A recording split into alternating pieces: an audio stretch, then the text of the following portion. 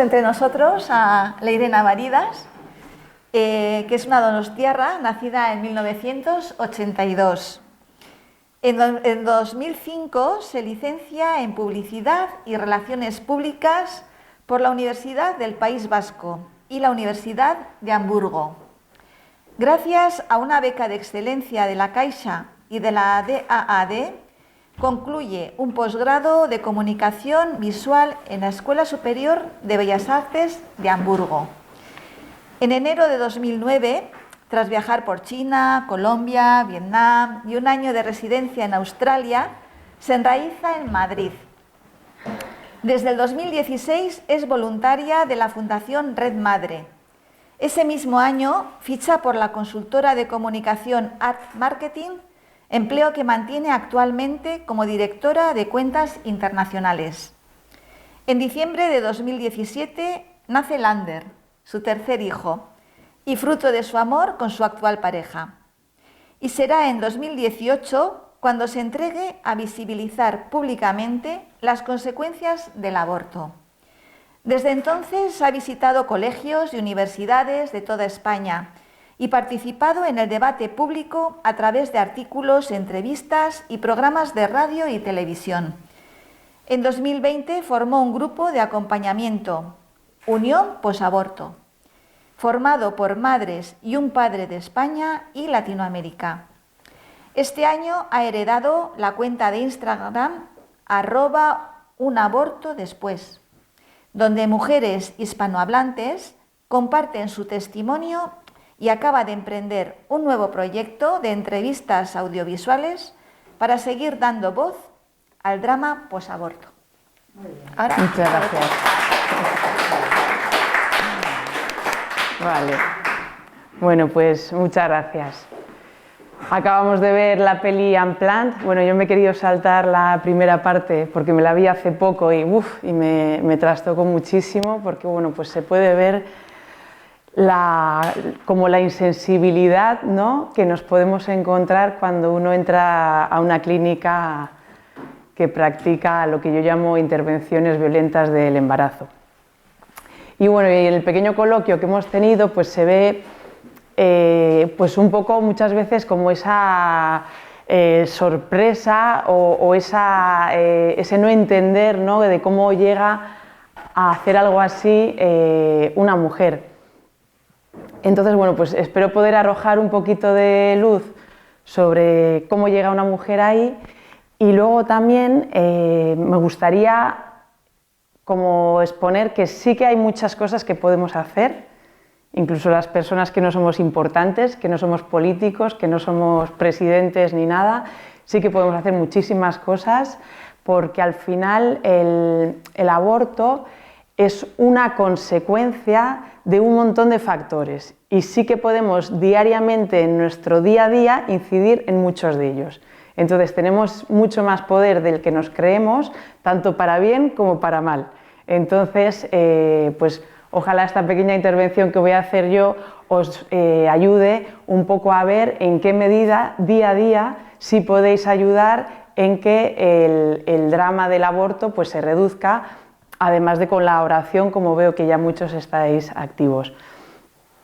Entonces, yo al principio pude entender mi caso tras muchos años de terapia, pero luego, como estoy acompañando a otras muchas mujeres, pues al final puedo tener un marco como mucho más amplio de lo que lleva a una mujer a abortar.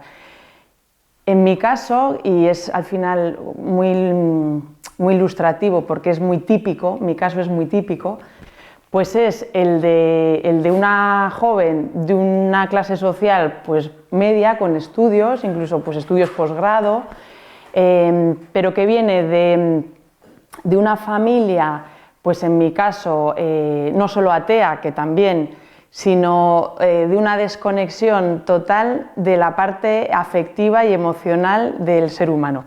Entonces, pues en mi casa nunca se hablaba de emociones. En mi casa yo nunca veía a mis padres darse un abrazo prácticamente, entonces era un ambiente de mucha frialdad, muchísima. Y a esa frialdad afectiva se le sumaba como una ideología que al final te das cuenta que es que no es otra que una guerra de género. Entonces, a mí se me transmitía pues que yo no me podía fiar del hombre, no podía ni confiar ni de tu padre, o sea, ni de mi propio padre, ¿no? Me podía fiar. El hombre es ese enemigo que solo te quiere como un objeto sexual. Entonces, claro, para cuando yo llegué a la adolescencia, o sea, la idea que tenía yo del hombre, de lo que era ser mujer, de la maternidad, porque a mí en casa nunca se me dio una charla sexual, pero sí de vez en cuando se me dejaban artículos donde se veía el número de embarazos no deseados, o si hacía calor aquí en Donosti, rara vez en mi época, ha cambiado el tiempo, pero por entonces poco, y me ponía un vestido de lo contenta que estaba yo del buen tiempo, así fuera la academia de inglés, pues igual mi madre me daba un condón, y eso que todavía ni siquiera tenía relaciones sexuales, pero bueno, ahí se estaban ya transmitiendo muchas cosas, y a mí una de las que me transmitió es que lo que peor que le puede pasar a una mujer es quedarse embarazada. Entonces, bueno, todo esto en la gran ausencia del padre, que como habéis visto en la película, salvo el marido, y es una figura fundamental en que esa mujer acabe haciendo lo que acabe, porque él está ahí como un pilar, un sostén, donde lo que le está transmitiendo todo el rato es una pura adoración a la mujer, y todo lo que eso puede llegar a salvar, aunque tenga una actitud más bien pasiva. En mi caso, pues la ausencia del hombre era brutal, con lo cual lo de que la maternidad es un marrón que nos comemos solas las mujeres, pues yo lo veía cada día en casa, porque al final la que se implicaba para bien o para mal en las cosas, pues siempre era la mamá. Entonces eso hizo que yo llevara una adolescencia pues súper destructiva, porque claro, el ideal que hubiera sido pues que yo en algún momento pues me hubiera enamorado de un chico y hubiéramos tenido una relación súper bonita, en la que hubiéramos llegado a una unión tal que incluso en un momento dado pues hubiéramos podido tener un embarazo, pues hubiera sido pues como una cosa natural y normal.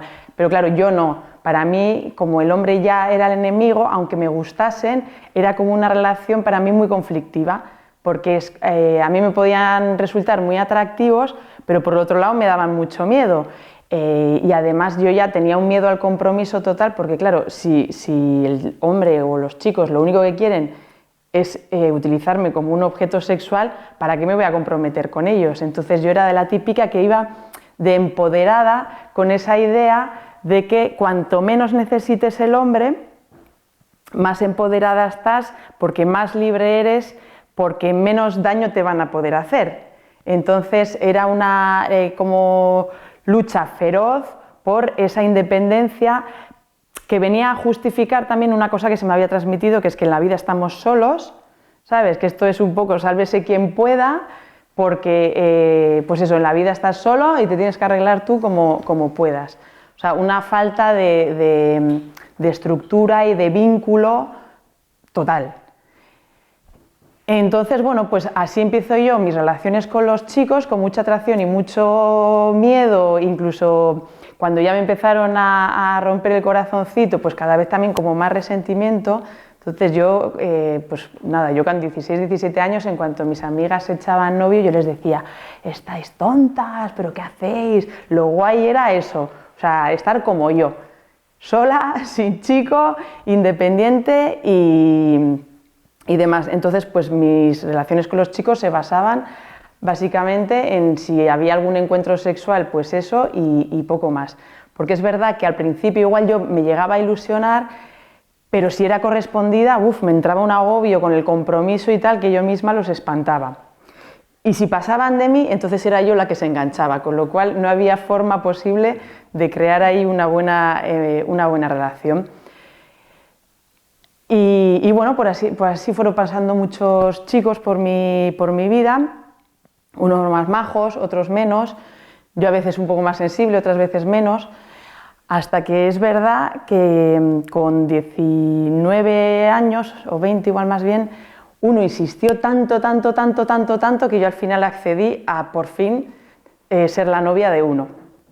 Se lo tuvo que currar un montón, porque yo era como... pero al final, de tanto que insistió, pues dije, ¿y si es verdad?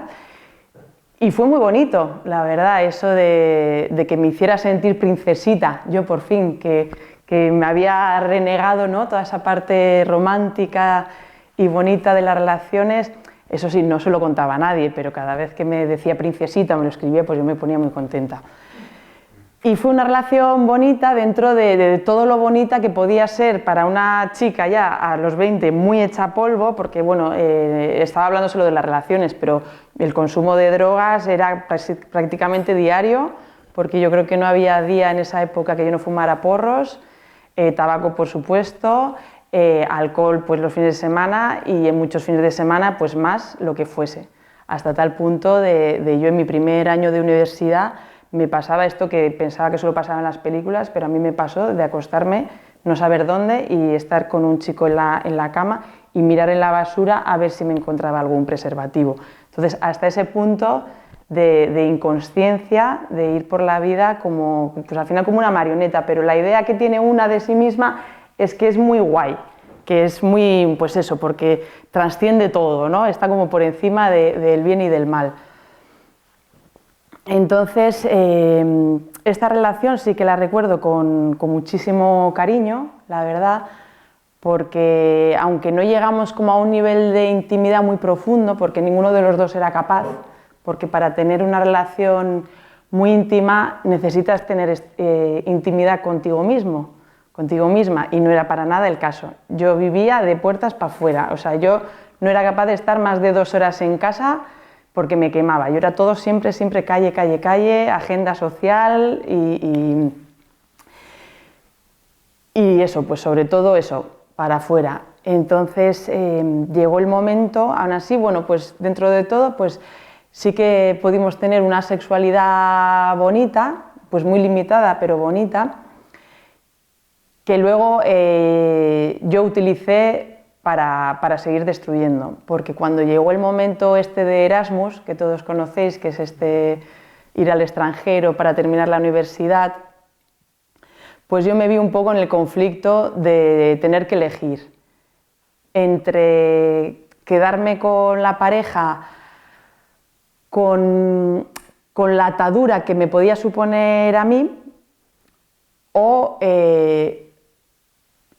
rendirme, ¿no?, a ese mundo de aventura, locura, donde todo puede pasar.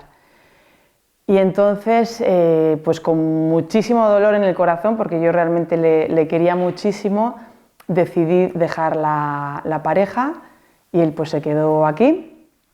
Y yo ya sí que me entregué a utilizar ese poder femenino que había desarrollado con él, porque al principio, como os decía, yo le tenía mucho miedo a los chicos y las relaciones sexuales eran súper cutres, porque claro, o sea, ni yo conocía mi sexualidad, ni confiaba en el otro, entonces eso se reducía a la cosa más cutre del mundo.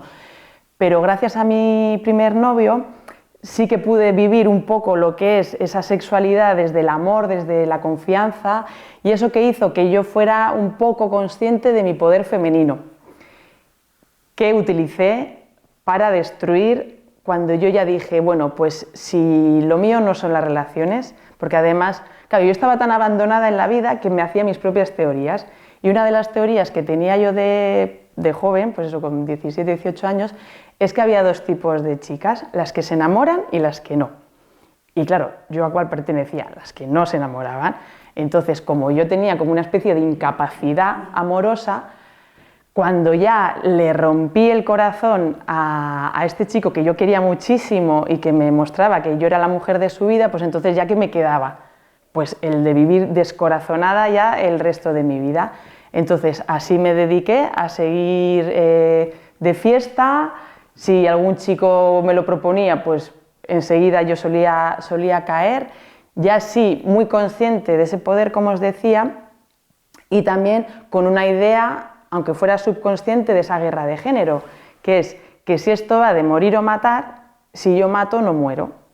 Entonces, si en la relación uno va a utilizar a otro, voy a ser yo la que te utilice a ti, porque así yo me libro de que tú me utilices a mí, y te da una idea falsa de estar tú con las riendas o de estar teniendo tú el poder de esa relación. Entonces, yo sentía incluso cierto orgullo si después de pasar la noche con un chico, este me pedía el teléfono y yo le decía que no. porque era como, ¿ves? No me importas nada, lo que ha pasado no ha significado nada para ti, o sea, para mí, yo voy a seguir con mi vida sin que vuelvas a aparecer en ella. Entonces era una especie de, pues eso, de decir, ¿ves? Ya en esta batalla he ganado yo. ¿Qué pasa? Que no estamos hechos para eso. Entonces, todo ese tipo de violencia, de desconexión, de aberración, es insostenible. Y aunque sea de una forma inconsciente, llega un momento donde uno pone un poco de remedio. Y en mi caso, de forma inconsciente, ¿qué hice? Buscarme un novio, eso sí, el más misógino que me pude encontrar. Bueno, puede que hubiera habido más, pero el mío era bastante misógino. Entonces, era un chico alemán que se dedicó el poquito tiempo de relación que estuvimos a despreciarme, a mirarme así como diciéndome, ay, pues has ganado unos kilos de más, o que mi ropa no combinaba, por supuesto no sentía ningún tipo de deseo hacia mí.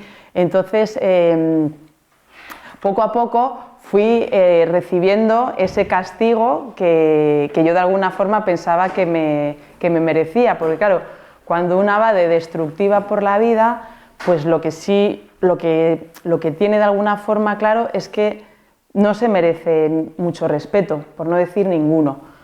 Entonces, pues en esta relación yo me iba consumiendo. Sí que es verdad que algo de amor propio en algún momento se me reveló y acabé con esa relación, pero bueno, él entonces bajó las orejas, me dijo 4 cosas bonitas y yo, que por entonces ya estaba bastante chapolo, pues accedí a mantener esa relación en la que no me sentía pues muy bien, la verdad. En estas pues tuve ocasión de viajar a Colombia, que como os digo, pues yo sí que tenía como un espíritu muy aventurero y enseguida vi esa oportunidad, pues ahí que me lancé, y entonces tenía la oportunidad de viajar 10 días a Colombia en un intercambio estudiantil donde una colombiana pues me alojaba en su casa. Además fue una chica majísima, enseguida nos hicimos muy amigas, y en una de estas pues también salimos por ahí de fiesta por Bogotá. Y entonces en uno de los sitios en los que estábamos de noche, pues yo en un momento dado me senté en la barra y de alguna forma el técnico de sonido y yo pues tuvimos un flechazo. Y entonces, no recuerdo muy bien esa noche, pero creo que sí que seguimos juntos o quedamos para vernos posteriormente. Coincidió que 2 días más tarde yo iba a un sitio, como a un pueblecito de la zona, donde él también estaba. Entonces, sí, esa noche acabamos juntos en la cama, para variar.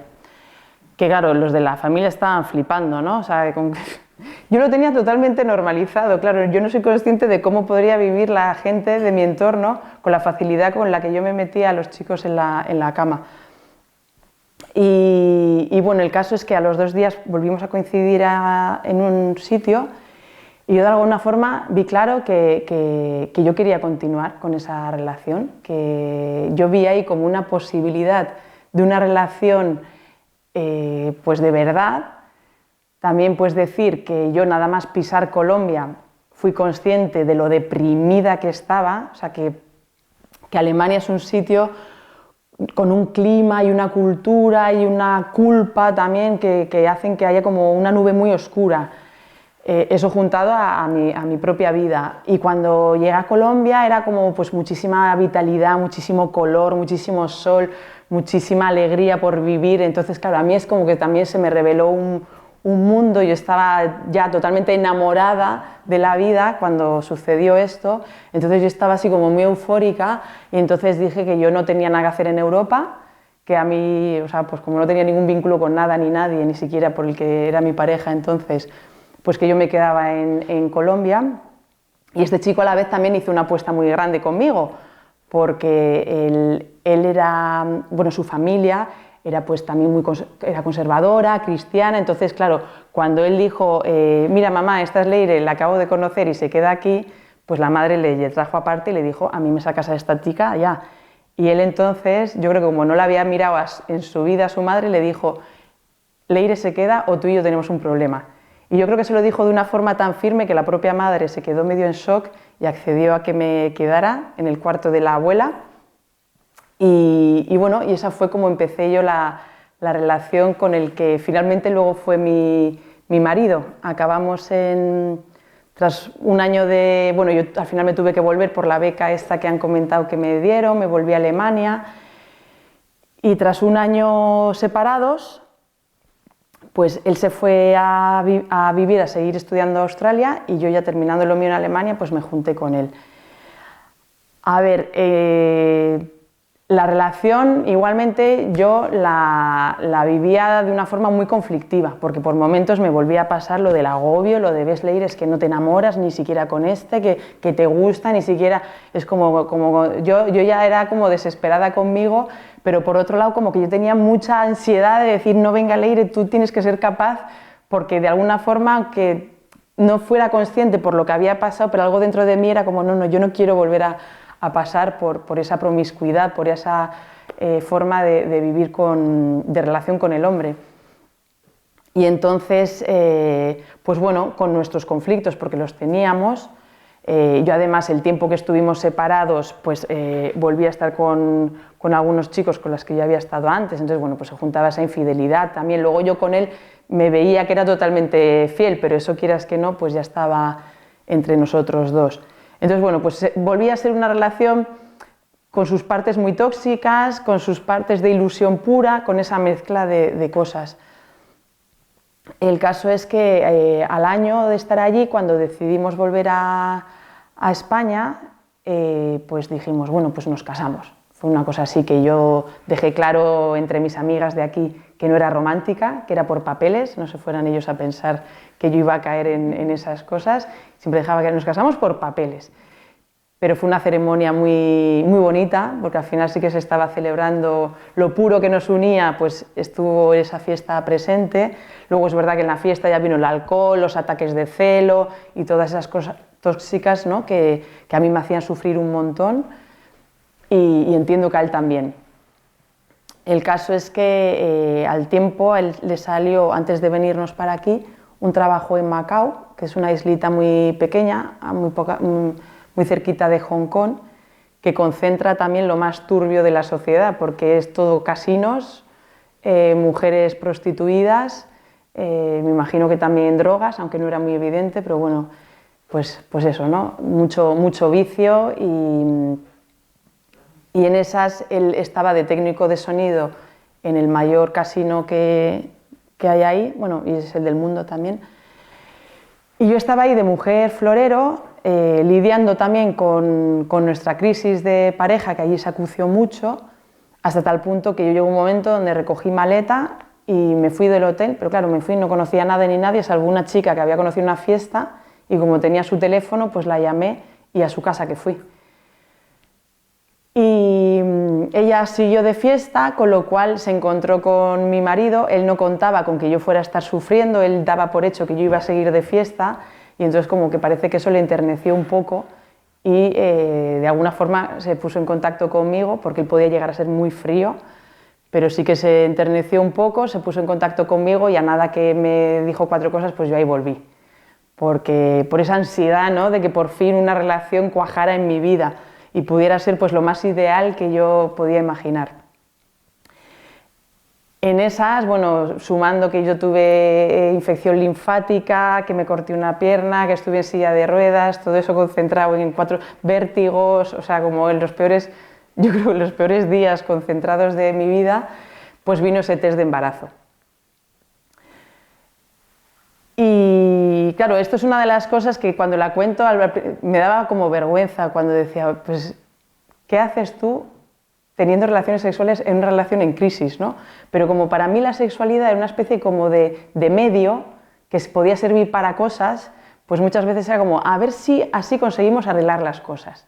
No es esperar a que estén arregladas donde eso se produzca de una forma bonita y natural, es como, no, estamos fatal, pero sexo mediante vamos a ver qué conseguimos.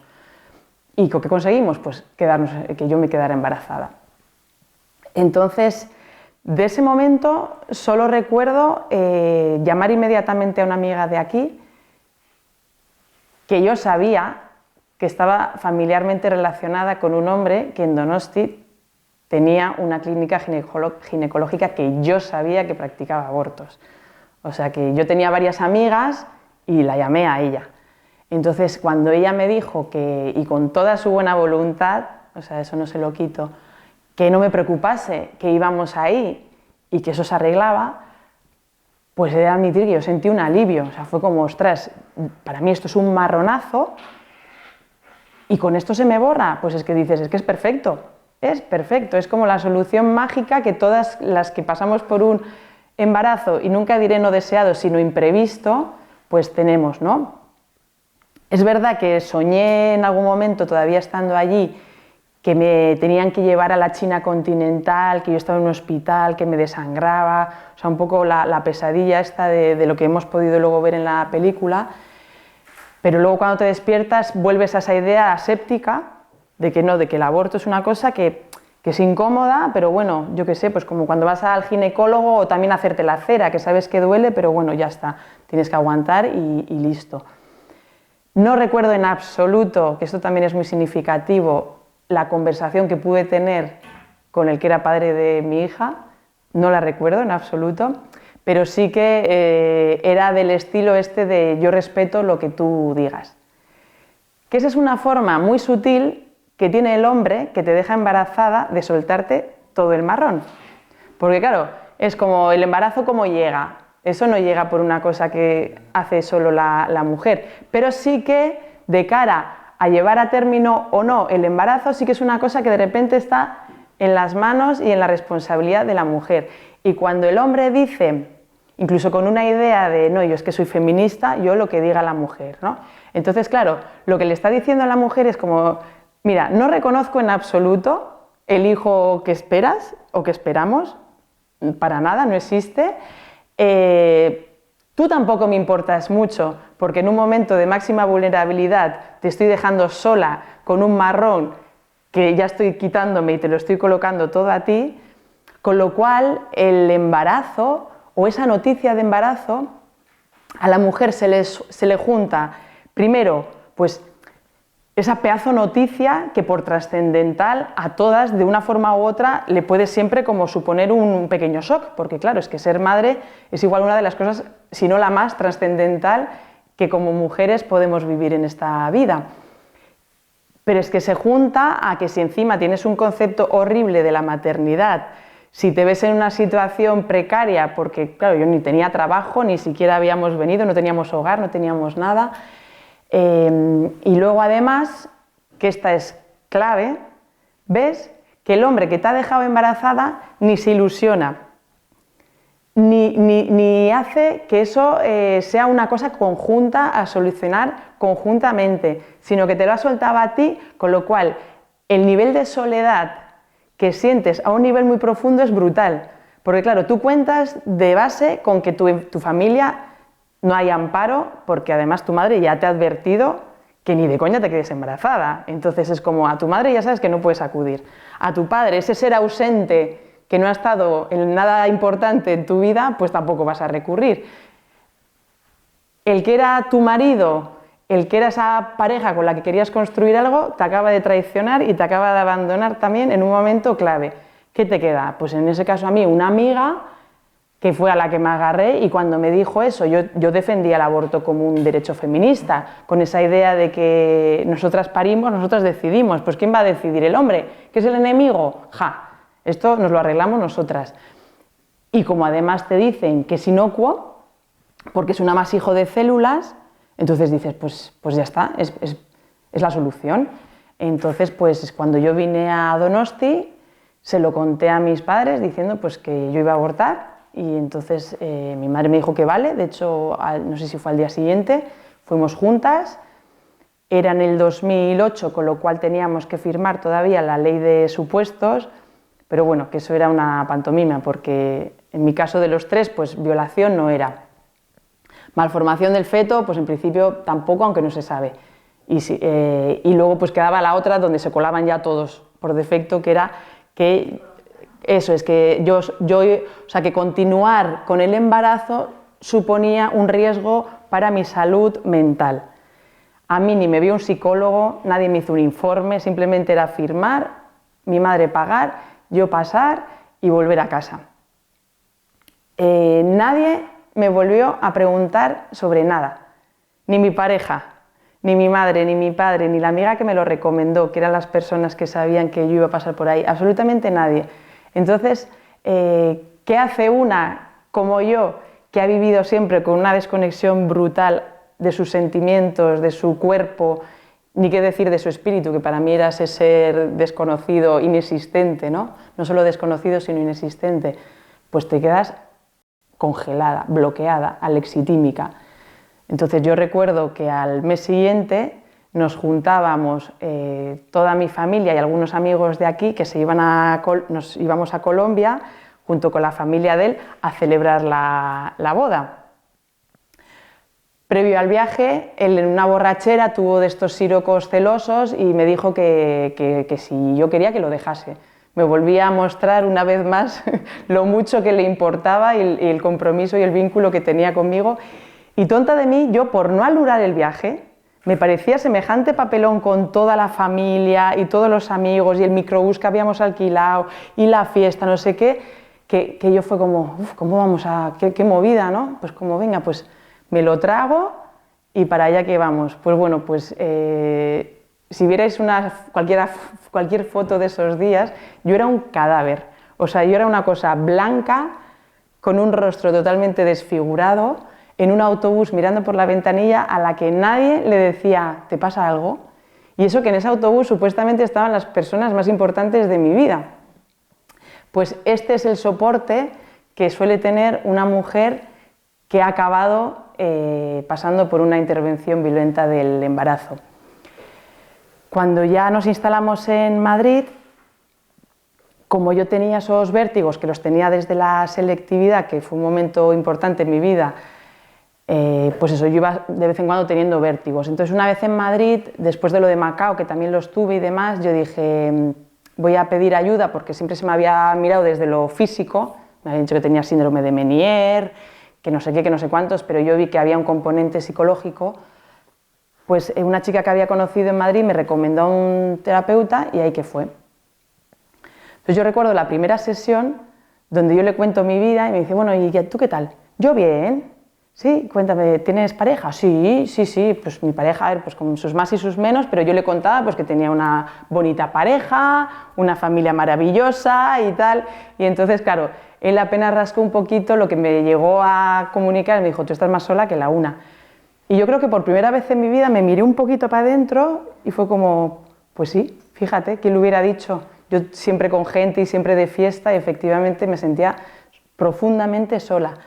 Bueno, pues esa comprensión hizo que yo ya no volviera a tener vértigos, o sea que al final el cuerpo físicamente siempre manifiesta algo, pero que hay que sanar a otro nivel, y en mi caso era simplemente la comprensión de lo sola que me encontraba. Y bueno, pues contándole un poco, él cuando vio todas las infidelidades que había dentro de la pareja, pues me dijo, es que se lo tienes que contar, porque si quieres una pareja unida no puede estar la mentira entre vosotros. Y como él sabía que era colombiano y esta cosa pasional latina que me podía matar, él me dijo, aquí tienes mi teléfono móvil privado, cualquier cosa tú me llamas. Y fue como, vale. Pues al día siguiente vino un segundo test de embarazo y otra vez positivo. Y yo lo volví a vivir como un marrón. Pero en estas teorías que yo me hacía, yo tenía otra sobre el aborto. Y era que las mujeres, para el aborto tenemos como solo un cartucho. Y yo ya lo había gastado. Y entonces yo ya me encontraba como en un callejón sin salida, porque era como, ostras, yo ya no puedo volver a abortar, porque eso solo lo puedes hacer una vez, porque si lo vuelvo a hacer, yo tenía la idea de que me iba a cargar mi aparato reproductor. Y yo desde pequeñita siempre había tenido ilusión de ser madre, incluso de madre de familia numerosa. Me acuerdo que yo decía, yo quiero el equipo de baloncesto. Entonces mi madre me decía, ¿qué dice? No tienes ni idea. Pero sí, yo quería tener como mínimo 5. Entonces esa idea de volver a abortar era como, no. Pero a la vez era como tenerlo, tampoco, porque era la crisis del 2009. Bueno, se junta, o sea, siempre una pone lo económico, pero realmente lo económico no es importante. Lo importante es lo acompañada, la estructura que siente una mujer embarazada que tiene para llevar adelante no solo ese embarazo, sino luego la crianza, porque toda madre lo que quiere es que su hijo esté protegido, que esté en buenas condiciones, y cuando una se ve súper desamparada, pues ese miedo puede llegar a un bloqueo brutal que haga que hagas cosas que sea un poco de supervivencia, ¿no? Y en la supervivencia nos movemos en términos de morir o matar, no nos movemos en relativos. Yo llamé al terapeuta, porque la noche anterior yo le dije a mi marido que le había sido infiel y de la misma le había dicho que estaba embarazada en nuestro pequeño apartamento con sus padres a 2 metros. Entonces yo me aseguré que no me matara, era muy difícil matarme con sus padres en medio. Y claro, y una noticia con otra era como que se compensaban, era como 2 tormentas que entre sí se neutralizan, y entonces yo creo que él quedaría en shock. Y yo al día siguiente le llamé al terapeuta, que voy a decir su nombre porque es el hombre que me ha salvado la vida, se llama Adolfo Herrero de la Escosura, al que le debo no solo mi vida, sino también la vida de mi hijo, Lambert. Y entonces él, cuando le dije que le llamé, ¿y qué tal? ¿Se lo has dicho? Sí. ¿Y qué tal? Y yo, bueno, es que estoy embarazada. Y entonces él me daba la enhorabuena. Y yo ahí decía, este hombre no se entera de nada. Y entonces él se dio cuenta que yo no lo estaba celebrando. Y ahí me dijo, mira, Leire, si te parece, no hagas nada y vente con tu pareja a consulta y lo hablamos. Pues yo no recuerdo nada de la cita, salvo que me hizo tomar conciencia que cuando una mujer está embarazada lo que lleva dentro pues es la vida de su hijo, pero algo que sí que me impactó profundamente, y aquí se ve cómo hay un poder muy poderoso, valga la redundancia, para que una madre que está en dudas realmente llegue a salvar la vida de su hijo. En este caso fue cuando este hombre, totalmente vinculado a mí, mirándome a los ojos, me dijo, Leire, deja de destruir y ponte a construir. Pues yo con esa frase entendí cómo llevaba, pues eso, desde la adolescencia, en una deriva de destrucción brutal, porque si no eran drogas, eran sexo o eran las dos, y a la vez, cómo ese embarazo me presentaba a mí una oportunidad súper bonita de vivir la vida, pues como yo en realidad siempre había querido. Bueno, yo y cualquiera, pues con luz y amor. Entonces yo salí de esa consulta súper emocionada. Y mi vida laboral, mi vida matrimonial seguía siendo la misma, mi vida familiar seguía siendo la misma, pero habían cambiado 2 cosas. Una, mi vínculo con ese embarazo, con mi hijo, y otra, que yo sabía que por lo menos había una persona que en un momento de gran vulnerabilidad yo podía llamar y iba a estar para mí. Y lo conocía de 2 días, pero el vínculo que él estableció conmigo a mí me llegó a lo más profundo y yo sabía que ya no estaba sola. Entonces eso me dio muchísima fuerza. Recuerdo ir a la primera consulta y escuchar el latido de mi hijo. Buah, yo me derramaba en lágrimas y entonces venían y no, tranquila, que estás todo bien. Y yo, no, sí, estoy muy bien, pero es que estoy muy emocionada, está súper emocionada. Lamentablemente la intervención violenta del embarazo nunca es inocua, de ninguna forma, tampoco a nivel físico, y eso hizo, entre otras cosas, pues que al 3er mes, en una nueva consulta, el ginecólogo me dijera que ese corazón ya no latía. Entonces, ahí sí, acompañada por el padre y por mi hermana, pues me recuerdo en el metro, otra vez muy fría, diciéndome, Leire, fue bonito mientras duró, no derramé ni una sola lágrima, y para adelante con la vida, como yo acostumbraba, fría, calculadora y con, pues eso, pues con un destrozo brutal que yo no hacía más que tapar porque yo no sabía ni cómo enfrentarlo.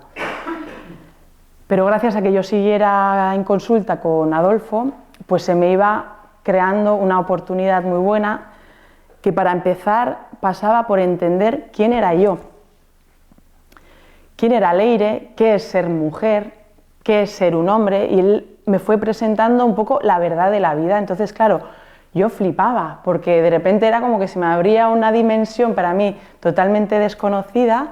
En algún momento también pues conecté con la dimensión espiritual y claro, para mí era como una especie de renacer que me ilusionaba profundamente, porque entre otras cosas me venía a decir que yo no era mala, porque claro, yo le decía, es que yo soy muy mala. Y él me decía, ¿pero cómo se...? Y digo, sí, es que, claro, es que no me conoces, pero es que yo soy muy mala. Y él me decía, pero a ver, ¿tú le deseas el mal a alguien? Y yo me quedaba así pensando y no. tú sí tienes la posibilidad de ayudar a alguien frente a destruirle. Y entonces él me iba como cuestionando y entonces yo misma era como, ah, pues es verdad, que no soy tan mala como creía. Pero dentro de mí, desde pequeñita, se había ya creado esa identidad de que yo era muy mala. Y él me decía, tú no eres mala, Leire, tú eres rebelde. Porque yo desde pequeñita había sido muy rebelde. En cuanto algo me parecía injusto, yo me rebelaba. Pero claro, cuando en algo positivo te colocan algo negativo, el poder de destrucción es brutal.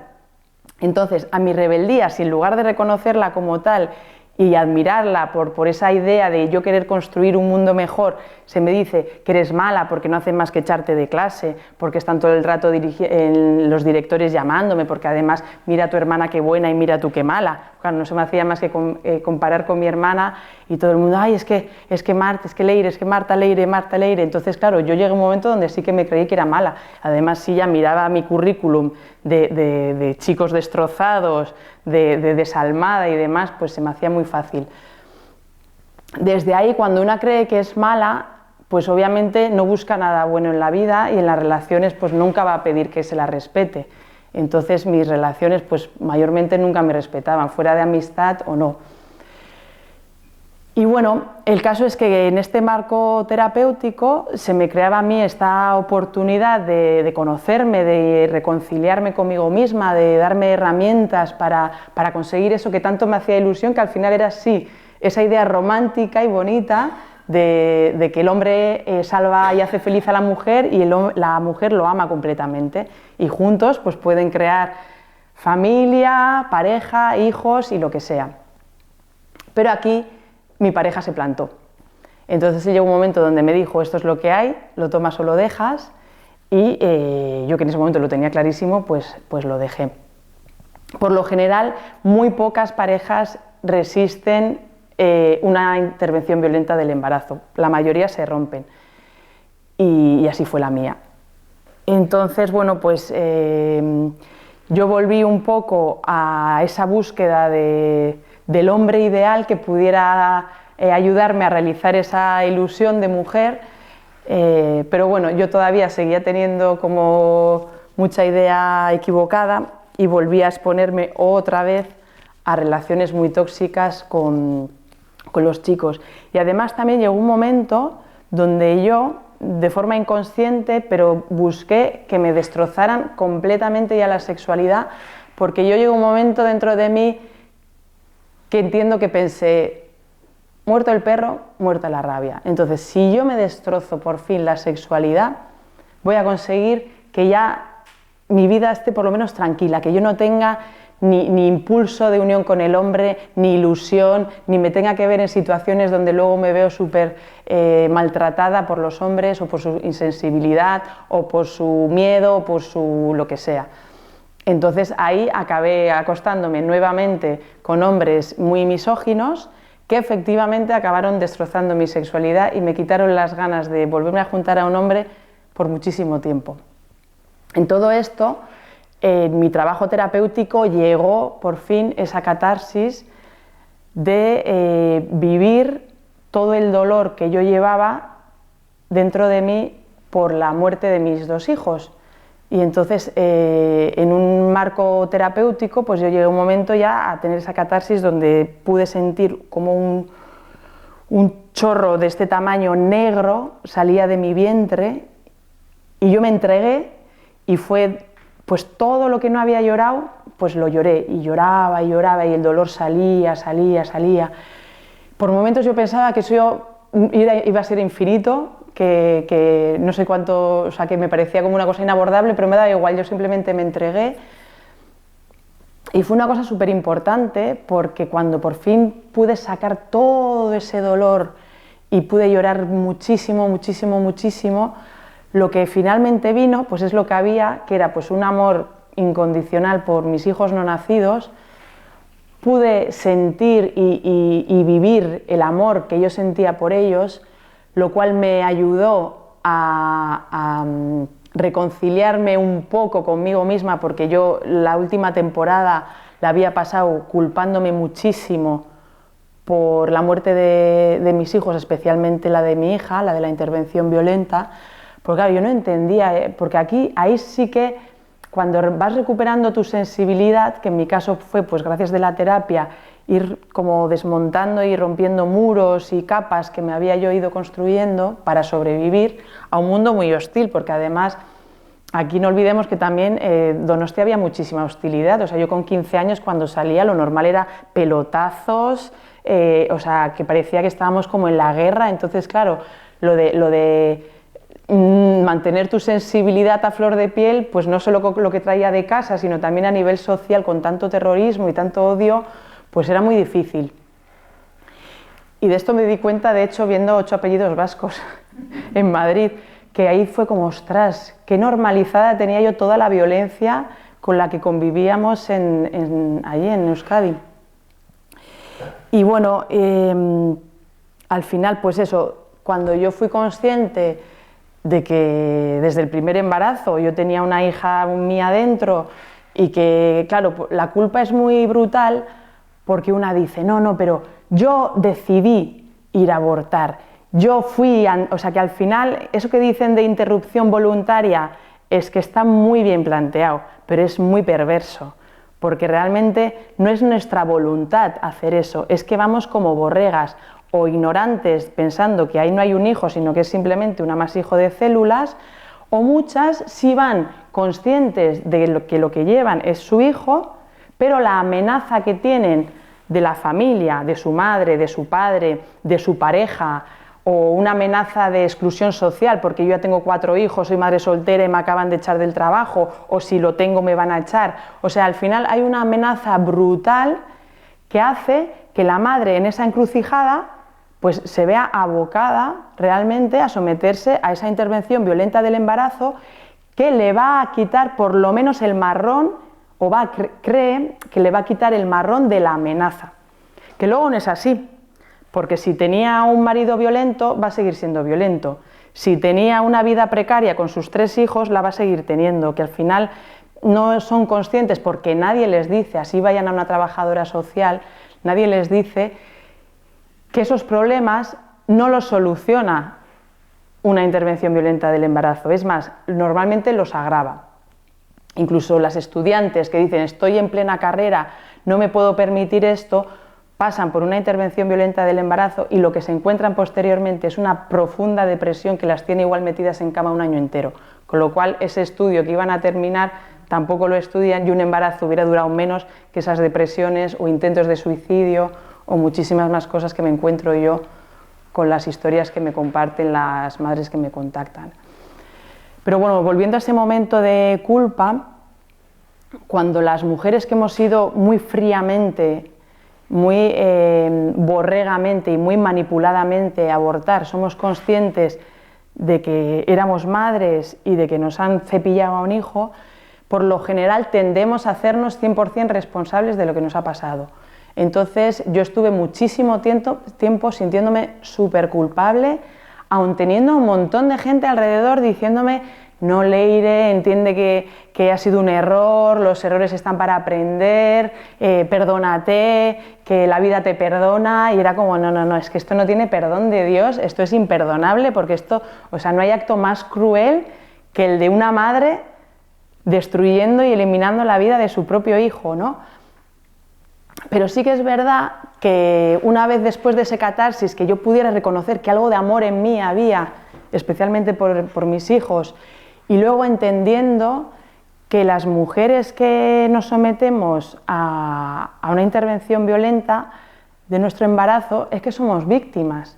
O sea, somos víctimas de un sistema social que ha legitimado esa violencia, porque no nos olvidemos que los que practican los abortos que son médicos, que es que no son terroristas que nos secuestran y nos extraen violentamente al hijo, es que son médicos que tienen toda una propaganda que te están diciendo que es feminista, que es inocuo, que es una liberación, que luego sigues adelante con tu vida. O sea, yo he llegado a ver en recuperación posaborto y te dicen, bueno, pues igual puedes tener un poco de sangrado, pues al siguiente día quédate en cama, pero al segundo o tercer día ya puedes hacer tu vida con total normalidad. Entonces, claro, para las mujeres que somos conscientes por lo que hemos pasado, o sea, a mí como mínimo me parece que es como un insulto, como una ofensa en toda la cara, pero que funciona, porque yo pasé por eso y millones de mujeres en todo el mundo se creen que eso es así. De hecho, muy perversamente se le llama salud reproductiva, que digo yo, la salud reproductiva será poder reproducirte sanamente, digo yo, ¿no? O sea, ¿de qué estamos hablando? O sea, ¿cómo puede una intervención violenta de un embarazo hablar de salud y de reproducción? Es que en sí ya son como oxímorons, pero utilizan el lenguaje de una forma que al final es como que han usurpado el significado de lo verdadero, que sería salud reproductiva, pues tener un embarazo saludable que lleve a término y en la medida de lo posible un niño sano. Eso sería salud reproductiva. ¿Qué sería víctima de violencia reproductiva? Pues que te saquen al niño de forma violenta, sea por pastilla o sea por aspiradora. Entonces, es muy importante, una de las cosas que decía que está en nuestro alcance es el tema del lenguaje. Yo me niego, bajo ningún concepto, a hablar de interrupción, porque no hay aborto, o sea, no hay embarazo que se retoma. La interrupción tiene como esa idea de, bueno, es una cosa que interrumpes un momento pero luego retomas, ¿no? Como tú dices, hay unas personas conversando, os interrumpo, pero en cuanto yo me voy seguís conversando. Pero esto no hay luego interrupción, eso es una aniquilación plena, pura y dura. Y luego está lo de voluntad. ¿Cómo va a haber voluntad en una mujer desinformada? ¿Cómo va a haber voluntad en una mujer amenazada? ¿Cómo va a haber voluntad en una mujer que no está siquiera pudiendo ver lo que lleva dentro? ¿Cómo puede haber voluntad en una mujer donde no le prestan las mismas ayudas para abortar que para tener su hijo? Porque aquí el Estado español subvenciona. Si tú tienes un problema, dices, pues no tengo trabajo, no tengo pareja, me amenazan, me echan de casa, me pegan, lo que sea, te dicen, aborta, que es gratis. Pero no te dan en la misma y ven si necesitas lo que sea, una vivienda, un trabajo, un sueldo, lo que sea que necesites tú para continuar con tu embarazo. Con lo cual, si no hay libertad de elegir, porque dicen, las mujeres tienen derecho a decidir, ¿pero decidir sobre qué? Si la que está en una situación de vulnerabilidad no puede elegir continuar con el embarazo porque no recibe ningún tipo de ayuda, no recibe ningún tipo de soporte. Entonces, no hay una elección libre, porque las que dijeran, vale, yo quiero continuar con mi embarazo, ¿qué me ofrecéis? Nada. ¿Nada? No, si quieres puedes abortar, es lo que te ofrecemos. Entonces, claro, la mujer llega a un momento donde dice, pues aborta, ¿sabes? Porque lo otro no tengo los medios, la estructura, las relaciones necesarias para llevarlo a término. Con lo cual, cuando hablan de derecho feminista, o sea, yo me pillo unos rebotes importantísimos, porque es que me parece que es como vuelta a insultar a la mujer. O sea, que me estén hablando de que un acto violento sobre el cuerpo de la mujer puede llegar a ser un derecho feminista, porque, por supuesto, hablo de trauma posaborto, como cualquier violencia tiene el trauma. Yo creo que para cualquier persona está claro que si una mujer es violada sexualmente queda traumatizada. En mayor, en menor medida, depende cómo haya sido la violación, depende en qué edad de vulnerabilidad, depende todo. Pero que ha sido traumatizada yo creo que está claro. O sea, nadie puede pensar que una mujer puede pasar por una violación sexual como, no, ya está, ya pasó, fue hace un mes o fue hace un año. O sea, ahí queda una marca que se puede sanar, pero la marca queda. Pues cómo no va a quedar en una intervención violenta de un embarazo que no solo supone una violencia contra el propio cuerpo de la mujer, sino que es también, obviamente, una violencia letal contra el propio hijo que esperamos, pero es que hay más. Hay una violencia que es igual casi de las más destructivas para la madre, porque al bebé ya lo sacamos por medio porque ya no vive, ya está muerto. Ella se va a un lugar de paz, de luz, y él se queda ahí. Pero ¿qué pasa con las madres? Pues las madres lo que tienen como opción es seguir contándose la película de que ahí no ha pasado nada y seguir fríamente con su vida y justificándolo, y cuando vea a gente rezando o cuando vea a gente debatiendo, o sea, ponerse súper violenta porque la violencia que ha recibido no la ha liberado, con lo cual cuando estéis en un pleno debate o en la calle, posiblemente la persona que más violenta se ponga, esa persona posiblemente haya pasado por una intervención violenta del embarazo. Entonces os pido que la miréis con ojos compasivos, que nunca entréis a la guerra y la invitéis de alguna forma a que cuente su historia. Y a mí me sirve, porque a mí muchas veces en redes sociales algún comentario que me dejan de, yo qué sé, pues así como muy guerrero, ¿no? Aunque ella no me esté diciendo nada, eso pues igual me puede decir, no, porque las mujeres tenemos derecho a decidir y demás. A lo que yo suelo contestar, cuando estás embarazada ya eres madre. Como madre, la única opción que tienes para decidir es si quieres tener un hijo vivo o un hijo muerto. Esa es la única decisión que una vez estás embarazada vas a poder tomar sobre tu maternidad. Si tu maternidad la vas a vivir con un hijo muerto o con un hijo vivo. Y una vez les hago así un poco, les doy un par de ideas para centrarlas, aunque ellas no me digan nada, les suelo invitar, y si tú has pasado por algo así, puedes contar conmigo y demás. Y suele suceder que efectivamente lo que tienen detrás es pues todo ese trauma que ellas no saben cómo afrontar, porque claro, cuando tú enfrentas un aborto, no solo te tienes que enfrentar a la muerte de tu hijo, o tus hijos, si eran más, o tienes más abortos, porque es que lo normal es tener más de uno, sino que te tienes que enfrentar al desamparo que viviste posiblemente en el momento más vulnerable de tu vida y has visto cómo han pasado de ti tu marido, tu pareja, si no era marido, o te culpas porque era un tío con el que no querías ningún tipo de compromiso y del que te quedaste embarazada, pero tienes que asumir que tus padres han pasado de ti, o que tus suegros, o lo que sea, o que la sociedad te ha dejado en un total desamparo porque tú tenías 3 hijos con los que malamente salías adelante y necesitabas un apoyo que nadie te ha brindado. Entonces, claro,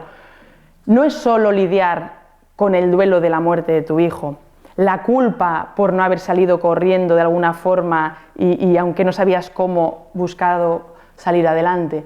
Es que tienes que darte cuenta con el corazón roto que las personas que para ti eran importantes han pasado completamente de ti en un momento de máxima vulnerabilidad. Y no se trata tampoco de culparles a ellos y diciendo ahora sois lo peor, porque también ¿qué idea tenían ellos de la maternidad? ¿Qué idea tenían ellos de que la vida es sagrada? ¿Qué idea tenían ellos de las relaciones de amor? Pues seguramente las mismas que te han trasladado a ti, con lo cual es que las relaciones de amor no existen, que aquí cada uno sale para adelante como pueda y que cuando no puedes contigo mismo, que ni siquiera busques salvar a otro. Entonces, bueno, pues ahí se ve todo el entramado sistémico a nivel familiar, a nivel social, que hace que las mujeres finalmente nos veamos abocadas al aborto. Vale, ya voy a terminar. Entonces, ¿qué podemos hacer, ¿no? Que vosotras que sois personas comprometidas con la defensa de la vida, pues yo diría que sobre todo es la defensa de la vida a través de la sensibilidad.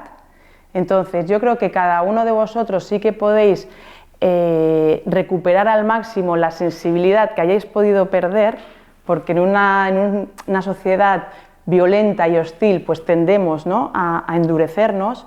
Entonces pues la forma de recuperar sensibilidad suele ser buscar entornos seguros, pues para poder en momentos sí abrirse otra vez, abrir el corazón para poder sentirlo todo, y al principio pues como yo igual lo que hay que sentir es muchísimo dolor.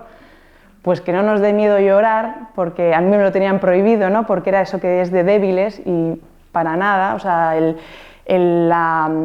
llorar, el sentir las emociones te puede llegar a fortalecer muchísimo. Es verdad que hay que saber protegerlo para no verse todavía más vulnerable, pero ser emocional nos hace vulnerables, pero a la vez nos conecta con una fuerza brutal que hace que tengamos como ese instinto no solo de supervivencia, sino también de poder salvar al otro. Entonces, cultivar la sensibilidad y proteger la del otro sería como para mí la base o el paso número 1 en la defensa de la vida, muy especialmente en los niños. O sea, me horroriza la dureza, la insensibilidad y la imposición que se le coloca a los niños, con gritándoles, castigándoles, poniéndoles ya etiquetas, que eres un vago, es que eres un bruto, es que eres una tonta, es que eres no sé qué. O sea, prohibido. La infancia es sagrada. O sea, si queremos adultos sanos, tenemos que empezar desde la infancia, porque como la infancia ya la trastoquemos, cuando sean adultos, pues ¿qué van a ser? Personas con poder o no, pero si tienen poder, ¿cómo van a usar ese poder? Pues es muy difícil que lo usen de una forma constructiva si no están conectados a su sensibilidad. Lo más seguro es que usen ese poder para desahogarse de todo lo que les han jodido en la vida. Entonces, una persona insensible con poder, pues ya tenemos a un Putin, o ya tenemos a un Trump, o ya tenemos a mucha gente muy insensible con mucho poder. Entonces, importantísimo, la sensibilidad, empezando desde la infancia. O sea, a los niños hay que hablarle con un sumo respeto, o sea, con una conciencia de que son seres humanos a los que no podemos de ninguna forma tratar como nunca lo haríamos con un adulto. Entonces, eso de obligarles a comer lo que no quieren, de obligarles a que no pasen no pasa nada. Al niño se le ha roto un juguete de 1 euro, para él es un drama. No se le puede decir no pasa nada, no, porque para él es un drama, es el juguete que en ese momento le hacía muchísima ilusión. Entonces hay que acompañarle, entiendo que te sientas triste, entiendo que estés enfadado, validar las emociones, o sea, fundamental, porque es algo que no venimos de una cultura que valide las emociones.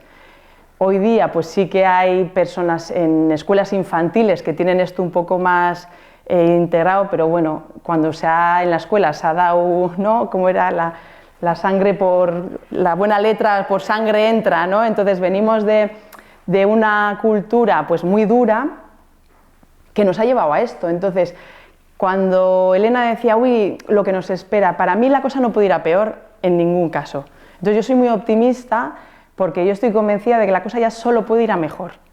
No puede ir o sea, venimos ya de muchísima dureza, venimos ya de que se haya legislado que ya solo queda que si estás embarazada te obliguen a abortar, pero como eso creo que nunca va a pasar, ya no podemos estar en una legislación que deje en mayor vulnerabilidad a la mujer, especialmente a las de 16 y 17 años, con lo cual el escenario, el peor, yo diría que ya lo tenemos.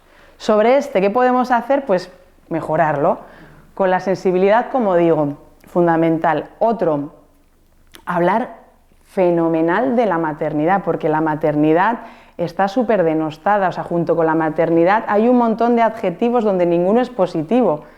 Y yo ahora que soy madre de Lander, o sea, es como, no hay cosa más bonita, por favor, que ser madre de un hijo vivo.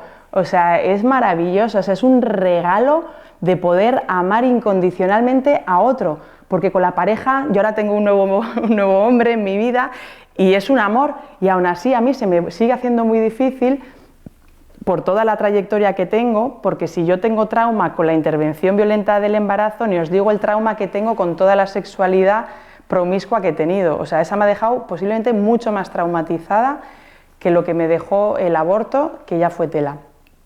Con lo cual, es muy importante cargarle de positivismo a eso que han denostado tanto, la maternidad maravillosa, o sea, venga cuando venga.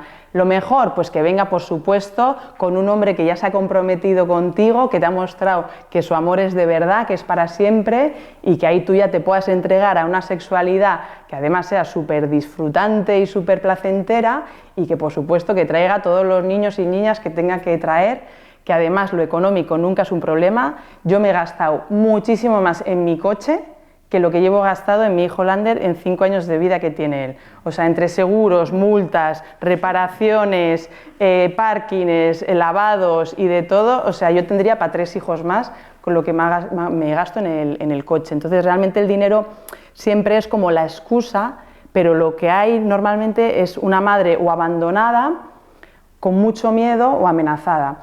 Y eventualmente también las hay que están en guerra, que lo que hay es un padre súper ilusionado con el hijo que espera y la madre, por odio, decide hacer esa violencia vicaria también vía aborto. Entonces, por eso es que mencionaba que en mi grupo de Unión Posaborto tenemos a un padre, ¿vale?, que sí, en un momento de máxima desesperación me llamó porque la mujer con la que estaba le anunció que al día siguiente iba a abortar y ha supuesto un trauma importante para él.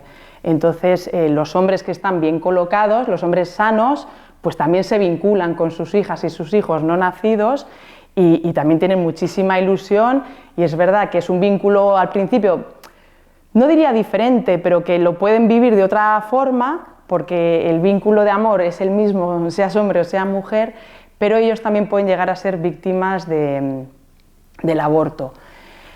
La asistencia a la mujer embarazada pues es fundamental. Entonces, bueno, me consta que Elena colabora en una asociación, entonces pues desde ser voluntarios de asociaciones que den apoyo a las mujeres embarazadas, hacer donaciones, visibilizar que existe la asociación, visibilizar que existe el trauma posaborto, compartiendo contenidos, hablando de ello, pues son formas también que tiene la persona de a pie de ayudar muchísimo.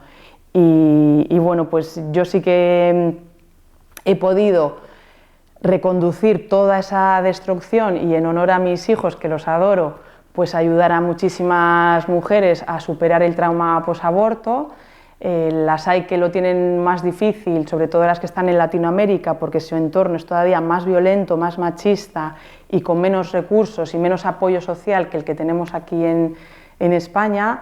Además, ellas mayormente abortan con medicamentos y eso es muy duro también de gestionar. Pero bueno, yo lo que veo es que de todo, con amor y en unión, pues se sale, que he visto casos muy increíbles por la brutal violencia que han supuesto en la mujer, y he visto que con ayuda la mujer no solo lo ha superado, sino que también ha podido ser madre de hijos vivos. Esto es un caso que no os cuento más porque será una de las primeras entrevistas que publiquemos en el proyecto de Un aborto después. Un perfil de Instagram que, cuando digo que heredé, fue porque la que lo creó me mandó 3 WhatsApps y me dijo: Leire, no puedo más, aquí tienes las claves, tuyo es, sé que estará en buenas manos. Entonces, claro, como quien te suelta ahí un bebé, fue como, bueno, pues claro, pues ¿qué voy a hacer, no? Y lo cogí, tengo un equipo que me está ayudando y ahí ayudamos a visibilizar, y no solo visibilizamos historias muy dramáticas, que lo llegan a ser, sino también, pues recientemente una madre tuvo el coraje de, incluso dentro de la clínica, salir corriendo y contar ahora pues cómo tiene un hijo de 8 años al que adora. Entonces, bueno, pues hay historias tremendas, para bien y para mal, pero yo quiero sobre todo como brindar muchísimo optimismo, que en el nivel, es verdad que a nivel humano muchas veces, pues cuando vemos películas como estas o cuando vemos la historia tan dramática, ¿no?, que pueda tener una mujer, pues claro, somos humanos, somos emocionales y nos puede llegar a venir pues mucha tristeza, pena, pero bueno, importante pues mantener esa conexión espiritual para seguir con fuerza, sabiendo que bueno, pues los no nacidos, ellos ya están bien, sin la aventura de la vida, pero bueno, ya vendrán de otra forma. Y que lo importante es centrarnos en ayudar a los que estamos aquí, a las madres especialmente, tanto a las que han pasado por un aborto como a las que están en riesgo de hacerlo, y bueno, pues que somos muy importantes, también querría decir, uno a uno, porque nunca sabes si un momento dado pues un abrazo, una charla desde el corazón ha podido cambiar la vida a una persona que a su vez es madre, que de alguna forma, o sea que como estamos todos relacionados, no tenemos idea del alcance que pueden llegar a tener nuestras acciones amorosas. Como dicen en la peli, ¿no?, pues ellos lo hacían pero no eran conscientes, y yo de alguna forma puedo como garantizar, con todo el respeto desde mi humildad, que las buenas acciones todas traen buenas consecuencias, absolutamente todas. Nunca se sabe cuándo ni cómo, pero todas. Entonces, que no os desesperéis, que sepáis que todo lo bueno siempre trae su bonito florecimiento.